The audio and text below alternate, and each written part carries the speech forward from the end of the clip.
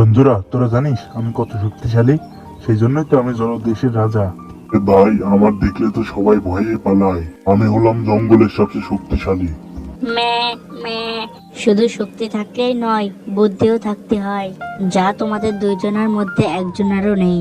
মে মে কি এত বড় কথা? আমার বুদ্ধি নেই? তোদের মধ্যে আমার সবচেয়ে বেশি বুদ্ধি। তোরা তিনজনাই মাথা মোটা।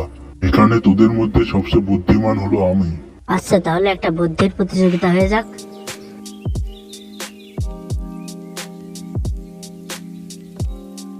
কে বন্ধুরা, কি নিয়ে আলোচনা করা হচ্ছে?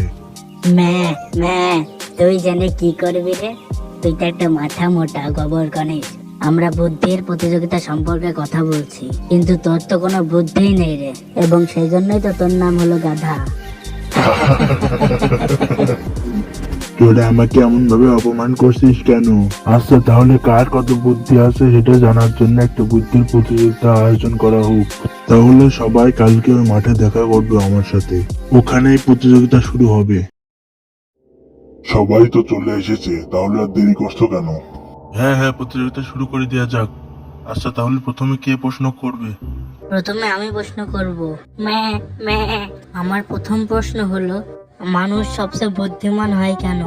এর উত্তর তো খুবই সহজ। আমি জানি মানুষের হাত পা থাকার কারণে মানুষ সবচেয়ে বুদ্ধিমান। তুমি ভুল করেছো। আর কেউ এর উত্তর দিবে? আমি দেব।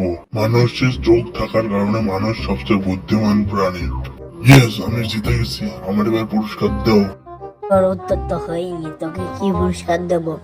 চোখ তো আমাদেরও আছে, আমরা তো এরকম বুদ্ধিমান নই। এবার গাধা, তুই কিছু বলবি?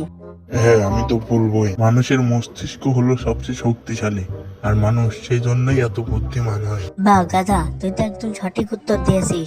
তুই জিতে গেছিস। তুই আমাদের মধ্যে সবচেয়ে বুদ্ধিমান প্রাণী। তাহলে সবার মধ্যে আমি হলাম বুদ্ধিমান। এবার আমি তোমাদেরকে ক্লাস করাবো, ঠিক আছে?